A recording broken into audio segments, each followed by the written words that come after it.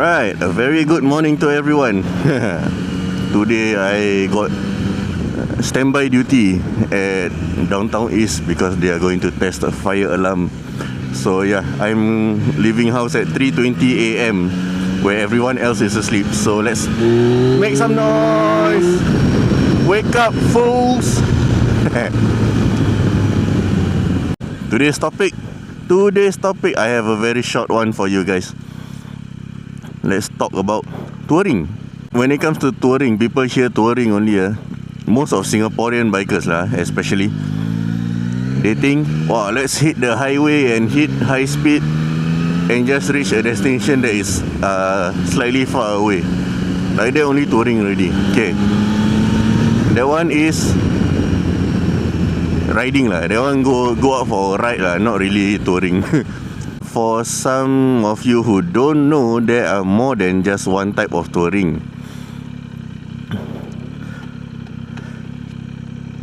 Okay, number one, the most common, the one I like to do the most, the one I do most of the time is holiday touring. Okay, holiday touring is where you go to tourist spots. Okay, you go to spots that tourists frequent, like viewpoints, cafes that goes viral on TikTok to take, because usually those spots have very nice views, and yeah, you want to park your bike there and take photo with your bike at that spot. Some people like me willing to travel over 1,000 kilometers just to take pictures like that, because it's nice, it's worth the distance. Okay, number two is adventure touring. Adventure touring is where you include a reasonable amount of off-road into the journey. Like instead of just going into the highway and hit the road, you hit the dirt road. That's why there's such bikes like adventure bikes, GS, KTM Adventure, Tenere, Super Tenere. Those are the most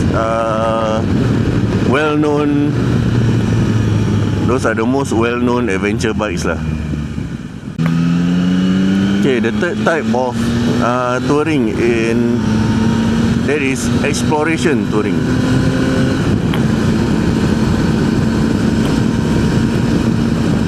Okay, when you explore is you just know that you have one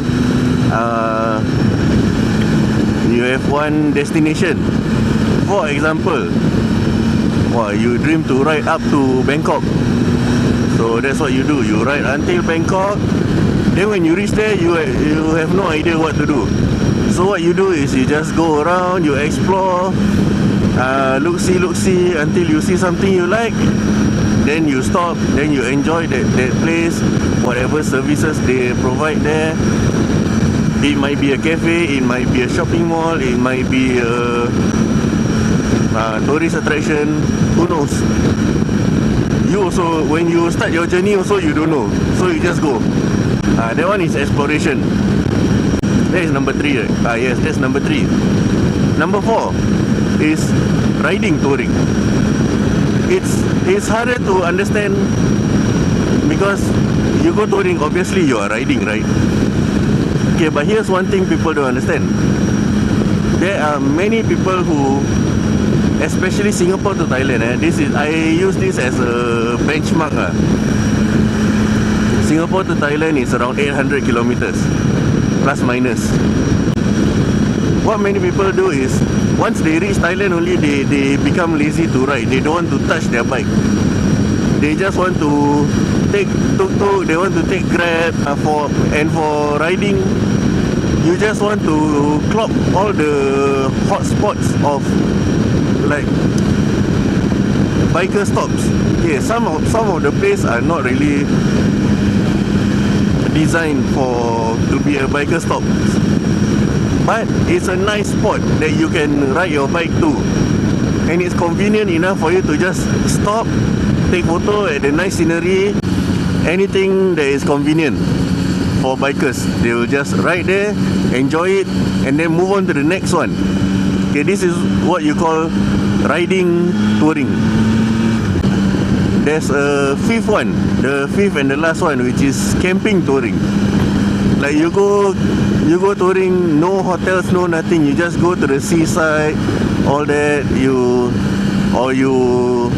ride a bit of a trail road, a dirt road, to enter some forested areas for you to enjoy some camping time. Some camping, you want to enjoy nature, you want to have a barbecue at night with your friends, you know, in the forested area where you enjoy nature. It's very chill. I haven't tried it myself because this bike is not really made for that. The ground clearance is really low, so I'm afraid of damaging my engine lah. So when I get the bike that can do that, then I will do it, inshallah, soon. That's something I want to do, motor camping. I think that's all for today lah. But also not forgetting, this is the thing that I realized about myself. I realized that touring is an addiction. You might not think that you are addicted to touring. I noticed that touring is an addiction, but it's a healthy addiction to me that I recommend to many people out there. Anyone who rides a bike, I recommend you to go touring. It's an addiction, but it's a healthy addiction. It gives you peace. It gives you happiness. It gives you adventure. It gives you experience. But it takes away a bit of your money. So yeah, that one you have to prepare on your own lah. Yeah, I realized the cycle in my life now when it comes to motorcycles. Let's start the cycle from I go touring.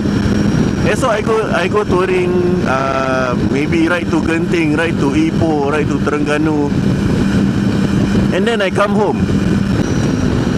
I realized that after coming home from the ride, I'm happy, I'm satisfied, and for me, that satisfaction will last me about probably 2 to 3 months. After 2 to 3 months, actually no lah, maybe 1 or 2 months only lah. After 1 or 2 months, my hand starts to get itchy already. Like, when is the next ride? When is the next ride? So to keep my urge in control, I turn on YouTube. What do I do when I turn on YouTube? I watch other people's travel vlog. Like they go for their touring trip and they make a video of it. So I watch those videos a lot. Then maybe after watching 5 to 10 videos, start messaging my friends, suggesting the destination of the next ride. Then after successfully poisoning all my friends, or at least some of my friends, to agree with the same location, we start planning. Okay, that part of the cycle is maybe 1 or 2 months or so. Then we start planning. We come with a solid plan, and we also come up with a plan B. That takes another 1 month. And then we start saving our money. Actually from the start we putting aside some money so that we can, splurge on our holiday lah. Then probably on the 5th or 6th month, we go for that ride. And then we go touring. And then I make a video of it. And then the cycle goes on and on and on and on. It's like every 4 to 6 months we go for a ride. A long journey lah. Like sometimes in between, when you feel the urge starting to get uncontrollable, that's where you go for like breakfast ride. You go for short day trip, maybe one day ride to Melaka, maybe one weekend to KL. That kind of journey is usually to scratch that itch inside of you, the urge to go for a long ride again. You just want to hit the highway and ride your bike. Those short ride is like our therapy session. Okay, so to those of you who are stuck in this cycle of addiction, you are not alone. There's many of us out there. So yeah, just keep going. Don't worry. This is an activity that makes you happy. It's a healthy activity. But yeah, not everyone can go for rides so often, right? Not everyone is courageous enough to do this full time. Like the YouTubers out there who are doing motorcycle activities full time. I am jealous of them because they are living my dream. But due to my family commitment, I cannot afford to do that. I cannot afford that sacrifice. I wish I can do that. I wish I can do motorcycle contents every day. I have so much advice to give out.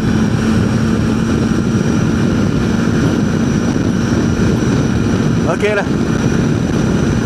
Thank you for watching. Whoever watched this video, don't forget to subscribe.